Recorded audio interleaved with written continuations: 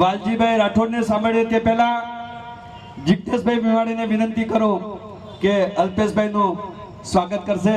જિજ્ઞેશભાઈ મેવાણી સાથે સાથે અલ્પેશભાઈને ફોટો ખોલવાનો ક્યાં છે? ખોલવાનો. અલ્પેશભાઈને રાષ્ટ્રપિતા મહાત્મા જ્યોતિરાવ ફૂલે, સાવિત્રી દેવી ફૂલે અને બાબા સાહેબનો ફોટો જિજ્ઞેશભાઈ અલ્પેશભાઈને આપે છે. આ પ્રસંગે અલ્પેશભાઈ, હું રાષ્ટ્રપિતા મહાત્મા જ્યોતિબા ફૂલે વિશે બતાવું તો અલ્પેશભાઈ રાષ્ટ્રપિતા મહાત્મા જ્યોતિબા ફૂલેને સંતાન થતા નહોતા. એ અરસામાં મહાત્મા ફૂલેના પરિવારે ફૂલેને કહ્યું કે જ્યોતિરાવ તમે બીજા લગ્ન કરી લો. અલ્પેશભાઈ જે ઇતિહાસ સાથે આપણને દગો કર્યો છે એ ઇતિહાસ આપણે ઉજાગર કરવાનો છે. ત્યારે આ નૈતિક મૂલ્યવાળા નેતાએ એના પરિવારને કહ્યું કે બીજી પત્ની કરું પણ કદાચ તકલીફ મારામાં પણ હોઈ શકે, એને બીજો પતિ કરવાની છૂટ મળશે. તમે વિચારો કે જે મહાપુરુષો આટલી નૈતિકતાથી પોતાના જાહેર જીવનમાં ઉભેલા હોય અને ભારતનો ઇતિહાસ એ મહાપુરુષોના ઇતિહાસને ભણાવવાનું કામ ન કરે તો આ દેશમાં ક્રાંતિ ક્યાંથી આવે? અને સાવિત્રી દેવી ફૂલે જ્યારે બાળકોને ભણાવવા નીકળતા ત્યારે બે સાડી લઈને નીકળે. એ જ્યારે રસ્તામાંથી પસાર થાય ત્યારે મનોવાદી માનસિકતા ધરાવતી બહેનો એમની પર કાદવ નાખે, એની પર છાણ નાખે, એની પર પાણી નાખે. સાવિત્રી દેવી ફૂલે પૂરેપૂરા ભીંજાઈ જાય, ગંદા થઈ જાય, પણ મજબૂત મનોબળ વાળા મારા રાષ્ટ્રમાતા સાવિત્રી ફૂલે એ વર્ગમાં જાય, બીજી સાડી પહેરી લે અને બાળકોને ભણાવે. આ ઇતિહાસ એની સાથે અન્યાય થયો છે એ ઉજાગર આપણે બધાએ કરવાનો છે. જય ભીમ, જય ભીમ, જય ભીમ. હજુ બધાનો અવાજ નહીં આવે. જય ભીમ, જય ભીમ, જય ભીમ. વેજલપુરની આ સભાની અંદર ઉપસ્થિત ભાઈ શ્રી જિજ્ઞેશભાઈ, અન્ય ઉપસ્થિત મંચસ્થ આગેવાનો, યુવાન દોસ્તો, માતાઓ અને બહેનો, માફ કરશો આપ બધાને થોડું ખલેલ થયું હશે, પરંતુ આપને એક વિનંતી પણ કરવા માંગુ છું કે આપણા અવાજને આ લોકો મૂકી રહ્યા છે. એ અવાજ જે દબાયેલો કચડાયેલો અવાજ હતો, જે ગામડાની અંદર ક્યાંક ખોડિયાની અંદર દબાયેલો હતો, એને આ લોકો ઈમાનદારીથી મૂકવાનો પ્રયત્ન કરી રહ્યા છે. તમામ પત્રકાર મિત્રોને તાળીઓથી વધાવીએ.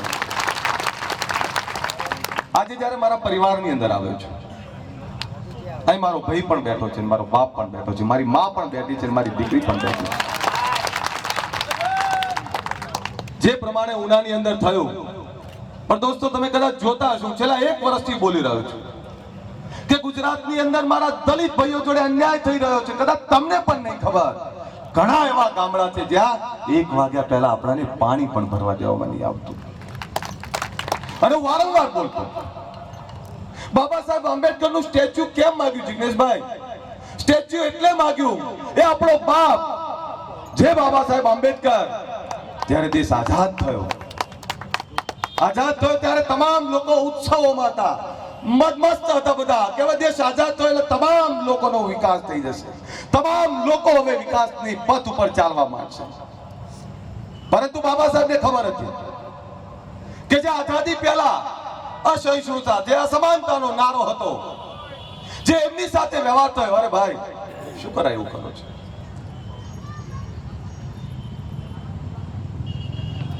જે આઝાદી પહેલા જે માહોલ હતો, એ માહોલમાં એમની સાથે જે વ્યવહાર થયો, એ વ્યવહારમાં બાબા સાહેબને પણ ખબર હતી જો મારા લોકોને હું કોઈ હક નહીં આપું તો આવનારા સમયની અંદર આઝાદ ભારતની અંદર મારા લોકો ગુલામ બનીને બેઠા હશે.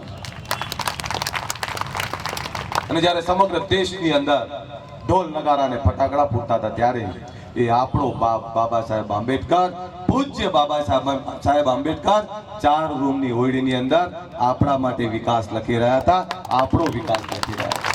અને કલ્પના કરો, પૂજ્ય બાબા સાહેબ આંબેડકરે હક ના આપ્યો હોત તો આજે દલિત સમાજની શું દશા હોત, આજે એસટી સમાજની શું દશા હોત. એ સ્વીકારવું પડે આપણે, અને એ પણ સ્વીકારવા આવ્યો છે. ક્યાંક આ બધા પાપના ભાગીદારમાં ઓબીસીના મિત્રો પણ છે.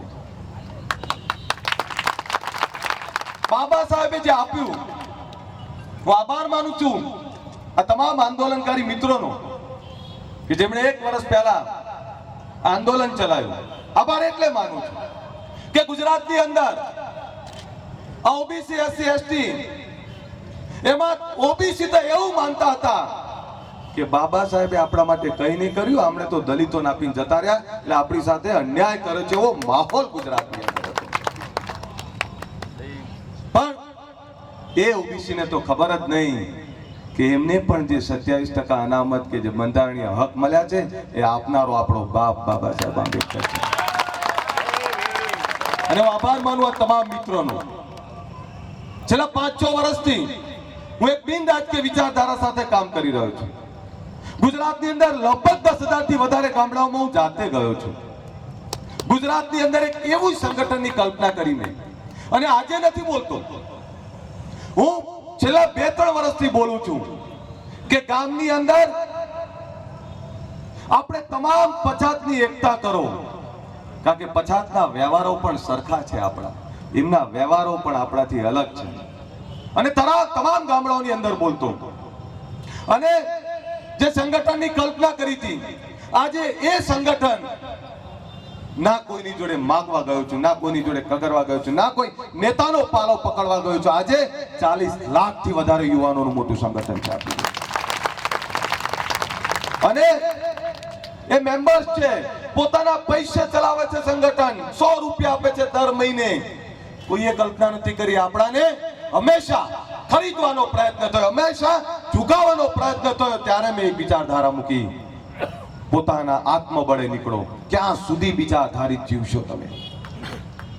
અને એ વિચારધારાને આજે હજારો યુવાનો અપનાવી રહ્યા છે. પરંતુ આનંદ ત્યારે થયો કે જ્યારે આંદોલન ચાલ્યું. અને આંદોલન ચાલ્યું ત્યારે એક વાત મૂકવાનો મેં પ્રયત્ન કર્યો. અને વાત, સાચી વાત, ઘણાને કડવી પણ લાગતી હતી, પણ સાચી વાત મૂકી જ્યારે કે ગુજરાતની અંદર મારા દલિત ભાઈઓ સાથે શું થઈ રહ્યું છે, મારા આદિવાસી ભાઈઓ સાથે શું થઈ રહ્યું છે, મારા ઓબીસીના મિત્રો સાથે શું થઈ રહ્યું છે. ઓબીસીમાં પણ ક્યારેક જોવાનો પ્રયત્ન કર્યો છે. એ રાવણ, બજાણિયા, દેવી પૂજક, વિચરતી વિમુક્ત જાતિ, જેમના નામ ઠામ ઠેકાણા નથી, એવાની પણ બહુ જ દયનીય પરિસ્થિતિ છે. જેમને સવારે કમાય તો સાંજે જમવા મળે એવી દશાની અંદર જીવી રહ્યા છે. અને જ્યારે આંદોલન ચાલ્યું ત્યારે આ વાત મૂકવાનો મોકો મળ્યો, જ્યારે એક અવાજ નીકળ્યો, ત્યારે 23 તારીખે ત્યાં ગાંધી આશ્રમ 23 ઓગસ્ટે એક સંમેલન બોલાવવાનું નક્કી કર્યું.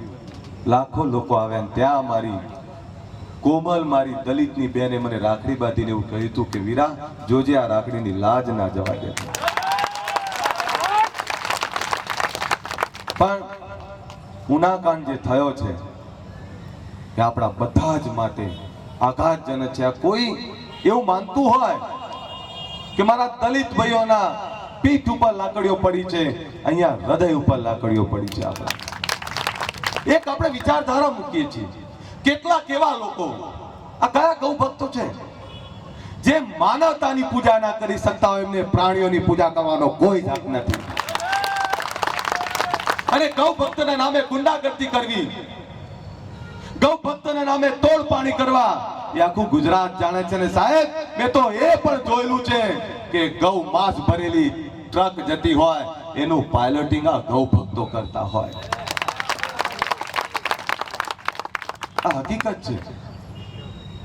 હિન્દુત્વની દુહાઈ આપે છે, હિન્દુત્વની દુહાઈ આપીને મુસ્લિમ સમાજ જોડે લડાવવાનો પ્રયત્ન કરે છે. પણ જિગ્નેશભાઈના તમામ ટીમને અભિનંદન આપું. અને આ આંદોલનના કારણે ગુજરાતની અંદર જે માહોલ બને છે ઓબીસી એસસી એસટી માઇનોરિટીનો, હવે ચોક્કસપણે આપણે જાગૃત થવું પડશે. અને મને પણ એ દિવસો હવે દૂર નથી દેખાતા કે ગુજરાતની અંદર હવે હિન્દુત્વના નામે કોઈ કોમી રમખાણો નહીં કરાઈ શકે, કોઈ આપણને ભરમાવી નહીં શકે. અને એમને પણ પૂછો, શું અમે હિન્દુ નથી? તે હિન્દુત્વના ઠેકેદાર બનીને અમને ગૌ માતાની હત્યા માટે મારવા આવો છો? આ હિન્દુત્વના બની બેઠેલા ઠેકેદારો છે. અને એ ઠેકેદારો ને કોઈ નાત જાત ધર્મ નથી. આ એવા લોકો છે જે પોતાના માટે નીકળ્યા છે, અને એવા લોકો હામી બનીને નીકળ્યા છે. પણ ગુજરાતની અંદર જે માહોલ બન્યો છે, એ માહોલને કદાચ હું માનું છું કે પરમાત્માની કૃપા છે આપણા ઉપર. આપણા લોકો અજાણ હતા. મેં પહેલા જ કહ્યું, ઓબીસી તો ખબર જ નહીં કે બાબા સાહેબ તો આપણો બાપ છે. અને એ ઓબીસી જ્યારે ઉનાકણ થયો ત્યારે સાહેબ ગર્વ સાથે કહું છું, 16 જિલ્લાની અંદર ઠાકોર સેના અને 16 જિલ્લાની અંદર ઓબીસી એસસી એસટી એકતા મંચના મિત્રોએ આવેદન આપીને એવું કહ્યું કે અમારા સમાજ ઉપરનો અન્યાય હવે અમે સાંકી નહીં લઈએ. કદાચ આપ બધાએ જોયું પણ હશે કે તમામ જગ્યાએ. પણ જ્યારે જિગ્નેશભાઈ નીકળ્યા, જ્યારે એમની ટીમ નીકળી, ધન્યવાદ આપું છું. અમદાવાદથી ઉના ચાલતા જવું સાહેબ, ગાડીમાં થાકી જવાય છે. આ ચાલતા આ લોકો ગયા એ અભિનંદન આપું છું. બહુ અઘરું કામ છે. પણ જ્યારે સમાજ માટે ઈમાનદારીથી તમે નીકળ્યા હોય, સમાજ માટે કંઈક બદલાવ લાવો છે, સમાજની હકની લડાઈ લાવવા નીકળ્યા હોય, ત્યારે તમને બળ એ પરમાત્મા આપતા હોય છે. અને તમે જે તાકાતથી કામ કરી રહ્યા છો, ખુલ્લું સમર્થન કરવા આવ્યો છું તમારા દીકરા તરીકે, તમારા ભાઈ તરીકે. પણ આ લડાઈ એ માત્ર એક જિગ્નેશ મેવાણી, કલ્પેશ ઠાકોર કે કોઈ એક વ્યક્તિની લડાઈ નથી. આપણે બધાએ સાથે મળીને લડવું પડશે. સામાજિક સ્વીકૃતિ કરવી પડશે ને કરાવવી પડશે. ગુજરાતની અંદર સામાજિક સમાનતાનો માહોલ આપણે જ પેદા કરવો પડશે, ને તારા રાજકીય લોકો ક્યારેય આપણાને ભેગા નહીં થવા દે. આરએસએસના વડા મોહન ભાગવતજીને પણ સવાલ કરું છું, કર્યો તો એ વખતે પણ મેં. સામાજિક સમરસતા ચલાવે છે સાહેબ, દુઃખ સાથે કહેવું પડે, એ પ્રોગ્રામ ચલાવનારા પણ આપણા જ ભાઈઓ છે. એ લઈને આવે છે કે આવો સામાજિક સમરસતાની અંદર. હું ધન્યવાદ આપું છું વેજલપુરમાંથી કોઈએ ભગાડ્યા હતા યુવાન મિત્રોએ. એમને બોલવાનો હક એટલે નથી કે ખાલી દેખાવ કરવો છે, અને એમને એવું હોય સામાજિક સમરસતા જ જોતી હોય તો મોહન ભાગવત સાહેબને કહેવા માંગુ છું કે સાહેબ, તમારું સંઘ વડાનું પદ ખાલી કરીને મારા દલિત ભાઈને કોઈને બેસાડી. એની વિચારધારા દેખાડવાની અલગ છે અને બોલવાની અલગ છે ને કરવાની અલગ છે. સામાજિક સમરસતાની વાતો કરે છે. ગુજરાતની અંદર કેટલી સામાજિક સમરસતા છે એ આપણે બધાને ખબર છે. માન્ય વડાપ્રધાન શ્રી નરેન્દ્ર મોદી સાહેબ સારા ભારતની અંદર એવું બોલ્યા, આખા ભારતમાં, હું પછાત છું, પછાત છું, પછાત છું. પછાત છો તો તમારા પછાતો કેમ બર્બરતાથી જીવી રહ્યા છે એનો જવાબ આપો તમે. પછાતના નામે વડાપ્રધાન બની ગયા કારણ કે એમને ખબર છે આ લોકોને ગુલાબી સપના બતાવો, આમને મીઠી મીઠી વાતો કરો, આપણાથી ભરમાઈ જશે. અને ભરમાયા પછી એમની નીતિઓ એવી બને કે આપણા વિકાસની ક્યાંય લેવા દેવા ના હોય. એ પછાતના નામે વડાપ્રધાન બનેલા નરેન્દ્ર મોદી સાહેબ કેટલું પછાતોનું ભલું કર્યું એનો જવાબ 2019માં આપવો પડશે, 2017માં પણ જવાબ આપવો પડશે.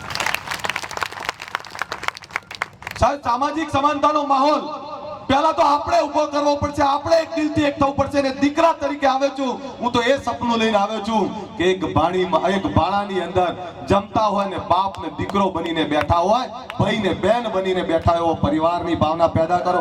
જિગ્નેશભાઈ, એક પરિવાર ઊભું કરો. આ ગુજરાત આપણું છે, ગુજરાતની આખું ભારત આપણું છે. અને પછી જોઈએ છે કે કોણ આપણી પીઠ ઉપર લાકડી મારવાની હિંમત કરે છે.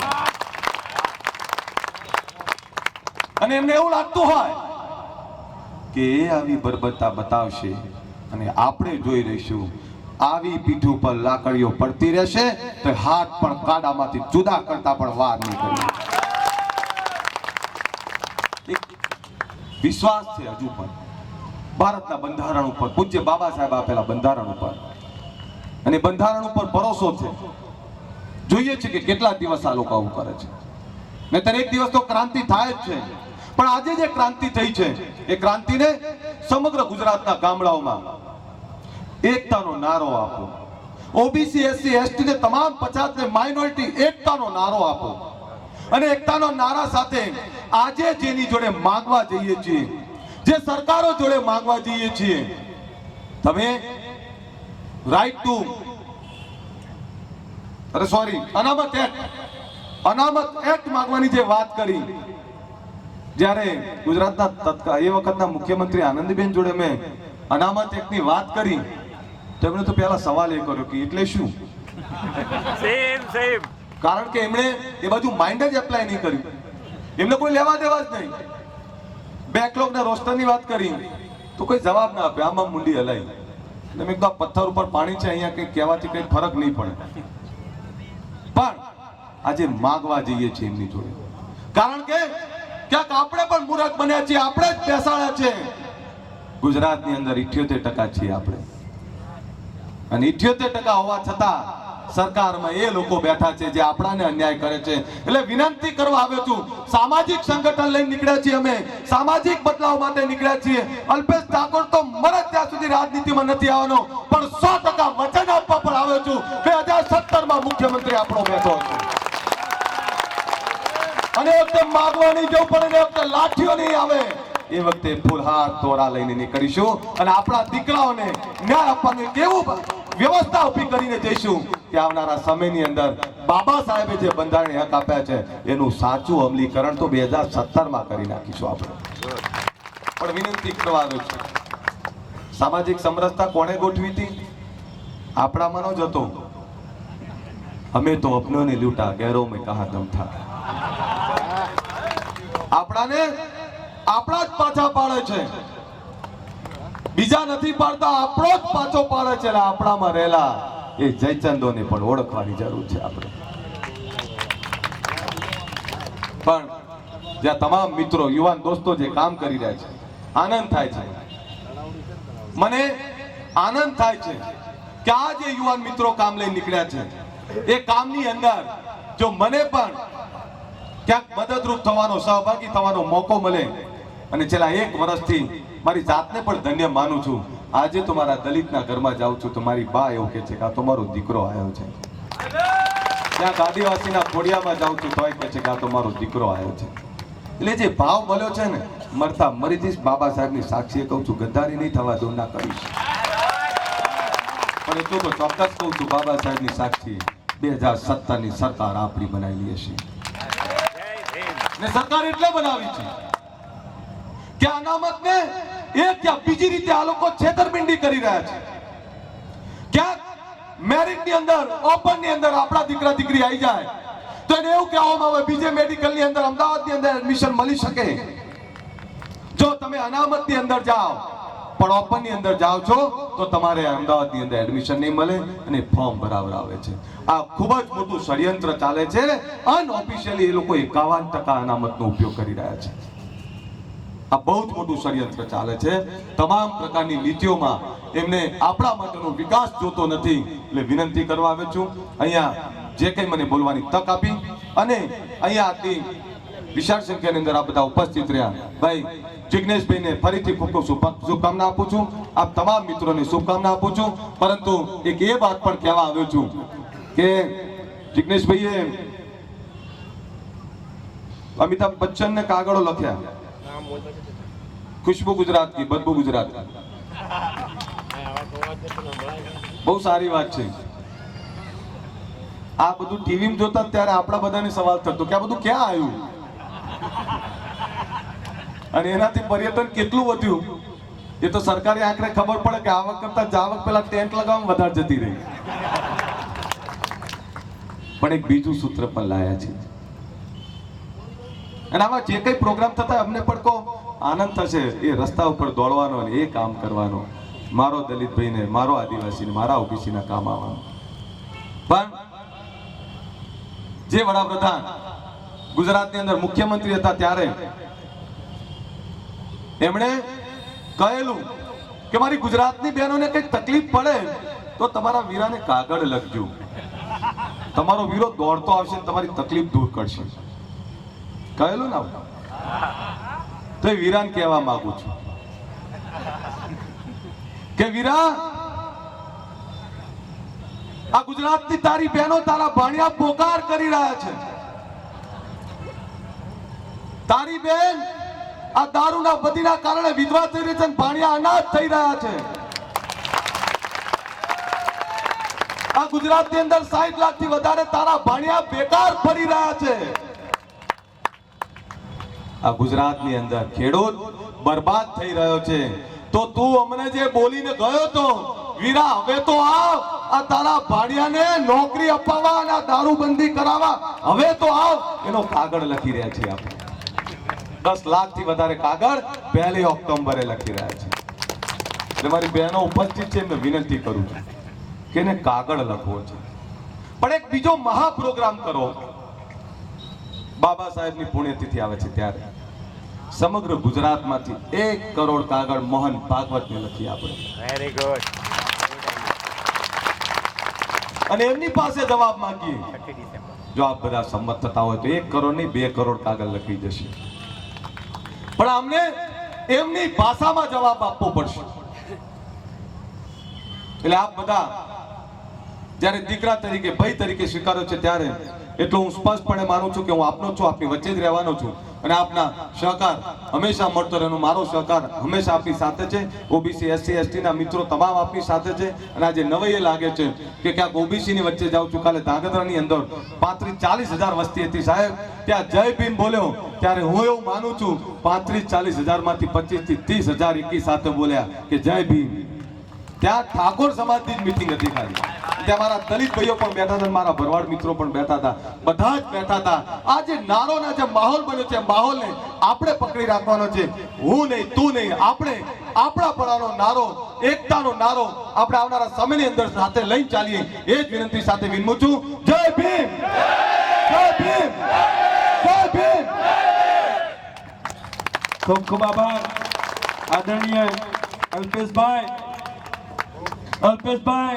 ખરેખર મહામાનવ પૂજ્ય બાબા સાહેબ ડોક્ટર ભીમરાવ આંબેડકરનું જે સ્વપ્ન હતું કે મારો એસસી સમાજ, મારો ઓબીસી સમાજ, મારો આદિવાસી સમાજ જ્યારે જાગૃત થશે ત્યારે ગુજરાતનું નહીં આ દેશનું સુકાન એના હાથમાં હશે. અને આજે ચોક્કસ દલિત તબકા સાથે જોડાયેલા ઓબીસી તબકાને અને માઇનોરિટી સમાજ એ આવતીકાલે 2017માં બાબા સાહેબના સપનાને સાકાર કરશે. સાથીઓ, 11મી તારીખ પછી જિજ્ઞેશભાઈ સાથે જોડાયેલા પરંતુ આજે જેમને તક નથી આપી શક્યા એવા કૌશિક પરમાર, સુબોધ પરમાર, રાકેશ બહેરિયા, જયેશ સોલંકી, ભૂપત સોલંકી, પ્રતિક રૂપાલા, દીક્ષિત પરમાર અને વિનુભાઈ ઝાપડિયા, તમારો અમે અંતઃકરણપૂર્વક માફી માંગીએ છીએ કારણ કે ટાઈમનો પણ પાબંદી છે. અને હવે સાંભળીએ આપણા વાણી, જેની વાણીમાં દમદાર છે એવા મેવાણી, જિજ્ઞેશભાઈ મેવાણી. એમણે 11મી તારીખથી મોદીજીની ઊંઘ હરામ કરી નાખી છે. દલિત સમાજની આંખમાં, ઓબીસી સમાજની આંખમાં નવા સ્વપ્નો રોપ્યા છે. સાંભળીએ જિજ્ઞેશ મેવાણીજી.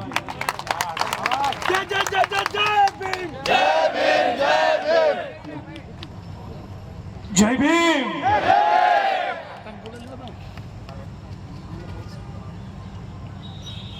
सभी भाई बहन, माताएं, मंच पर उपस्थित सभी साथी और अल्पेश भाई ठाकुर, मैं गुजरात की सरकार को कहना चाहता हूं कि यदि अब 1 अक्टूबर के दिन जमीन के मुद्दे को लेकर रेल रोको होगा तो केवल दलितों की जमीनों को लेकर नहीं, हम ये मांग करेंगे कि गुजरात की सारी सरकारी पड़तर जमीन SC ST OBC में बांट दी जाए।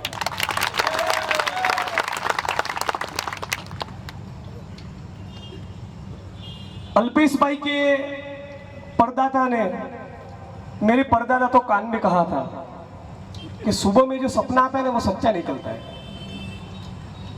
तो मुझे सुबह सुबह एक सपना आया कि 17 तारीख को दिन माननीय प्रधानमंत्री जी दाहोद में गुजरात की मुलाकात के लिए आने वाले हैं। मैंने सपने में देखा सैकड़ों हजारों कुर्सियां उछल रही है। मैं देख रहा था ये कुर्सियां कौन उछाल रहा है, तो मुझे पता चला कि जिसके बैंक के अकाउंट में वो विदेशी काले धन के जो 15 लाख रुपए आने वाले थे वो नहीं आए, वो लोग कुर्सियां उछाल रहे थे। मैंने देखा कि मोदी जी दाहोद और नवसारी जा रहे हैं, तो गुजरात के फॉरेस्ट राइट्स एक्ट के तहत जिन आदिवासी समुदाय की 1,20,000 एप्लीकेशंस का निकाल नहीं हो रहा है, वो आदिवासी साथियां कुर्सी उछाल रहे थे। जिनको 90,000 करोड़ के बजट के बावजूद नर्मदा की कैनालों का पानी नहीं मिला, वो प्यासे गुजरात के हमारे भाई बहन कुर्सी उछाल रहे थे।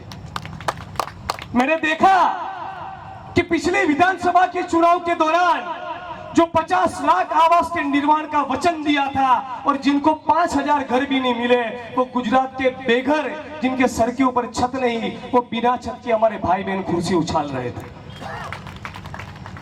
हमने देखा कि हजारों की तादाद में या जिन किसानों ने सुसाइड किए उनके परिवार के लोग कुर्सी उछाल रहे थे।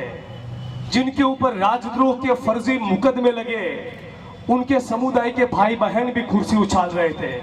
और हजारों की तादाद में जिन दलितों को जमीनों का आवंटन केवल कागज पे हुआ है, उसका फिजिकल पोजीशन नहीं मिला है, उसका प्रत्यक्ष कब्जा नहीं मिला है, वो हजारों की तादाद में दलित समुदाय के हमारे भाई बहन भी कुर्सी उछाल रहे थे।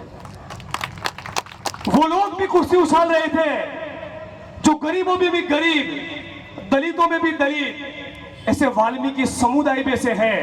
ऐसे 1 लाख सफाई कर्मियों को गुजरात में न्यूनतम वेतन भी नहीं मिल रहा है, वो लोग भी कुर्सी उछाल रहे थे। मैंने सपने में देखा कि जिन 2.5 लाख सफाई कर्मियों के साथ साथ दूसरे 2.5 लाख कर्मियों को फिक्स वेतन में रखा है, उनका जबरदस्त शोषण हो रहा है, वो लोग भी कुर्सी उछाल रहे थे। तो साथियों, 17 तारीख के दिन मुझे कहने का मन कर रहा है, अब आएगा ऊंट पहाड़ के नीचे।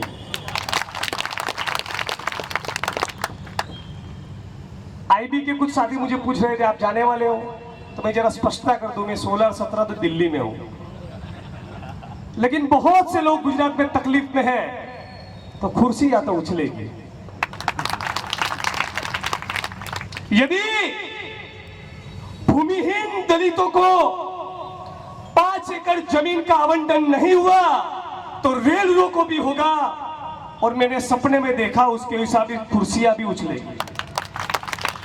यदि सारी की सारी सरकारी पड़तर जमीन जो रेवेन्यू लॉ में प्रोविजन है उसके मुताबिक दलित, आदिवासी और ओबीसी में उसका आवंटन नहीं हुआ, तो मैंने सपने में देखा कि कुर्सियां तो उछलेगी।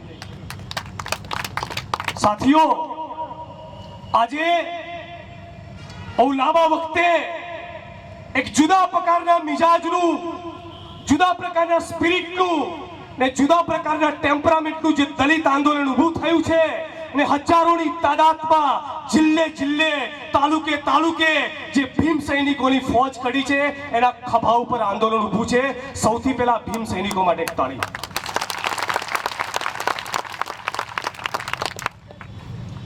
साथियों, डॉक्टर बाबा साहेब आंबेडकर गया पछी गुजरातना ने देशना दलित आंदोलन इतिहास में पहली बार एवी घटना बनी कि 25,000 दलितों डॉक्टर भीमराव बाबा साहेब आंबेडकर नामे शपथ लीधा કે જાતિ વ્યવસ્થાએ અમારા માથે જે મેલાણ ગંદા કામ છોડ્યા છે, હવે પછી જીવનમાં ક્યારેય મૃત પશુઓના નિકાલનું કામ કરીશું નહીં.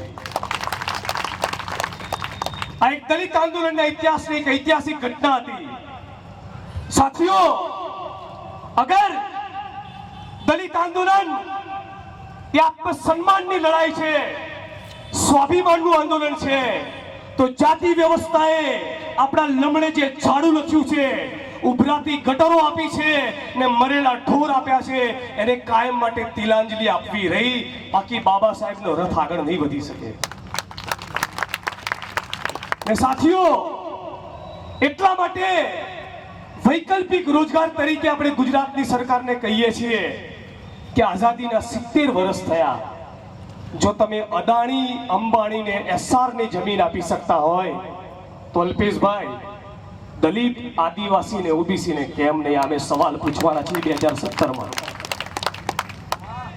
જો અદાણી અંબાણી એસઆરની જમીનો ફાળવી શકાય તો દલિત આદિવાસી ઓબીસીને કેમ નહીં? આ સવાલ પૂછીશું ને 2017માં ગુજરાતના ખૂણે ખૂણેથી ગુજરાતની સરકારના સુપડા સાફ કરીશું.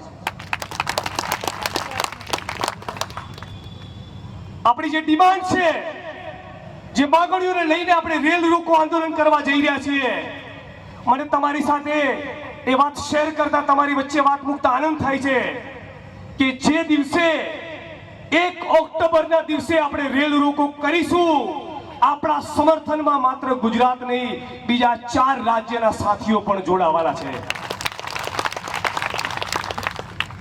અને સાથીઓ, આપણે ડોક્ટર બાબા સાહેબ આંબેડકરની વિચારધારામાં માનીએ છીએ. આપણે એમના વિચાર વારસાને, એમના આંદોલનને કોઈ પણ સંજોગોમાં લાંછન લાગવા નહીં દઈએ. એટલે આપણે કહીએ છીએ કે જ્યારે રેલ રોકો કરીએ ત્યારે કોઈ પણ સંજોગોમાં રેલની પટરીને આંગળીનો સ્પર્શ નહીં થાય. પોલીસના હાથમાં હશે દંડો ને આપણા હાથમાં હશે ભીમનો નીલો ઝંડો. પોલીસ જો બરડા ઉપર લાઠી વરસાવશે તો ખાઈશું, ગુનો દાખલ કરશે એ પણ વેઠીશું, અને જેલમાં મોકલશે તો જેલમાં પણ જઈશું. પણ ભીમનો રથ આગળ વધારવા ને ગામડાના ભૂમિહીન, જમીન વિહોણા દલિત આદિવાસી ને ઓબીસી માટે સરકારની રેલનો રથ તો રોકીશું, રોકીશું ને રોકીશું. સાથોસાથ આપણી માંગણી છે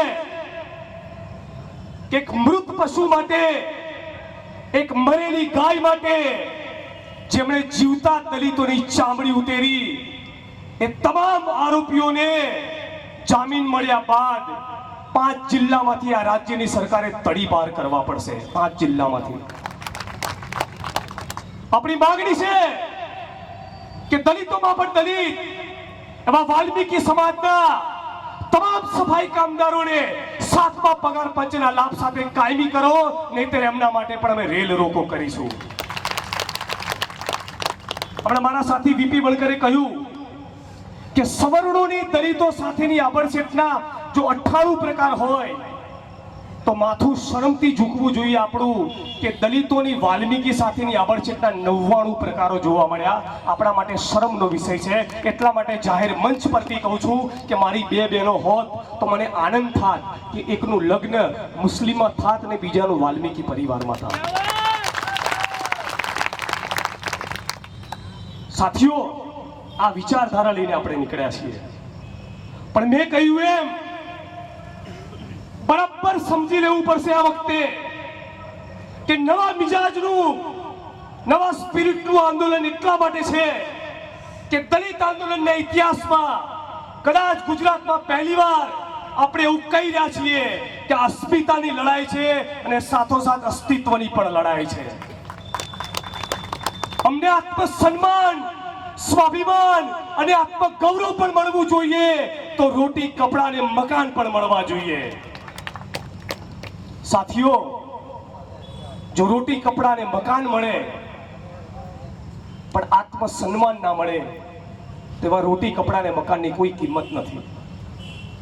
અને જો આત્મસન્માન મળે, સ્વાભિમાન મળે ને પેટમાં રોટલો ના હોય તેવા સ્વમાનનો પણ કોઈ મતલબ નથી ને એટલા માટે આપણે આત્મસન્માનની સાથોસાથ આપણા અસ્તિત્વની લડાઈ લડવાની છે.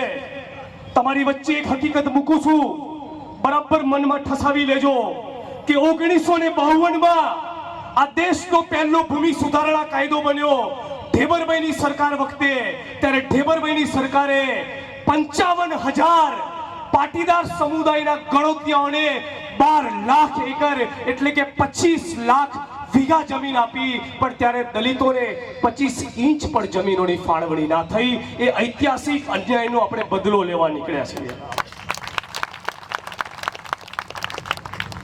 અને કહું છું કે 5 એકર જમીન માત્ર દલિતોને ના મળવી જોઈએ, પણ સાથોસાથ કોળી સમુદાય હોય, ઠાકોર સમુદાયનો ભાઈ હોય કે તમામ ભૂમિહીનોને તમામ રાજ્યની સરકારી પડતર જમીન જે કાયદામાં જોગવાઈ છે પ્રમાણે તમે ફાળવી દો, નહીતર 2017માં ડેફિનેટલી તમારો ગરબો રમતો રમતો ઘેર આવશે.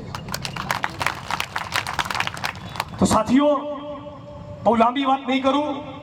6 વાગ્યાથી તમે બેઠા છો, તમારી ધીરજ ખૂટી ચૂકી છે, જાણું છું. ખાસ કરીને મીડિયાના મિત્રોનો આભાર. એમના માધ્યમથી હજારો લાખો લોકો સુધી આપણી વાત પહોંચતી હોય છે. તમે બધાએ મને સાંભળ્યો, અલ્પેશભાઈને, બીજા મિત્રોને સાંભળ્યા, એ બદલ તમારા સર્વેનો ખૂબ ખૂબ આભાર. આવનારા દિવસોમાં ફરી એકવાર વિજલપુરમાં એક નાનકડી મીટિંગ કરીશ, પણ તમને બધાને એક વિનંતી છે કે મારા પરિવારમાં કોઈને 1 ઇંચ જમીનનો ટુકડો જોઈતો નથી. આ આંદોલન આ ગુજરાતના ભૂમિહીન SC ST ને OBC માટેનું છે એમ સમજીને 1 ઓક્ટોબરે જે જગ્યા ને જે સમય નક્કી કરીએ, દંડા ખાવાની ને જેલ જવાની તૈયારી સાથે રેલ રોકોના આંદોલનમાં જોડાજો. હું તમને વચન આપું છું, સૌથી પહેલા હું તમારી સાથે માર ખાવાને જેલ જવા માટે રેડી હોઈશ.